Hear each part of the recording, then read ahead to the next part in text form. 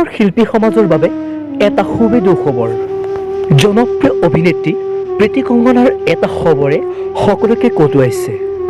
এটা video' shooting চলি থকাৰ সময়তে গুৰুতৰভাৱে আঘাতপ্ৰাপ্ত হৈ চিকিৎসালয়ত ভৰ্তি কৰা হৈছিল অভিনেত্ৰী প্ৰীতি কংকনাক। এটা অপাৰেশ্যন কৰিবলগীয়া হৈছিল মৰমৰ অভিনেত্ৰীগৰাকীক।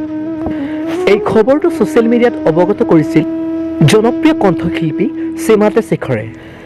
এতিয়াও চিকিৎসালয়ত চিকিৎসা অব্যাহত আছে অভিনেত্ৰীগৰাকীৰ। জনপ্ৰিয় অভিনেত্ৰীগৰাকীৰ এনে খবৰে সকলো অনুৰাগীকে সঁচাকৈ বহুত দুখ দিছে।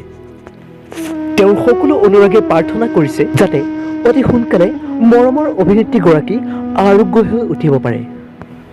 আপোনালোকেও প্ৰাৰ্থনা কৰক যাতে মৰমৰ অভিনেত্ৰীগৰাকীয়ে অতি সোনকালে সুস্থ হৈ উঠে। ভিডিঅ'টো যিমান পাৰে শ্বেয়াৰ কৰক। যদি চেনেলটো নতুনকৈ আছে তেনেহ'লে ছাবস্ক্ৰাইব কৰি ৰাখিব এনেধৰণৰ খবৰসমূহ পাই থাকিবলৈ।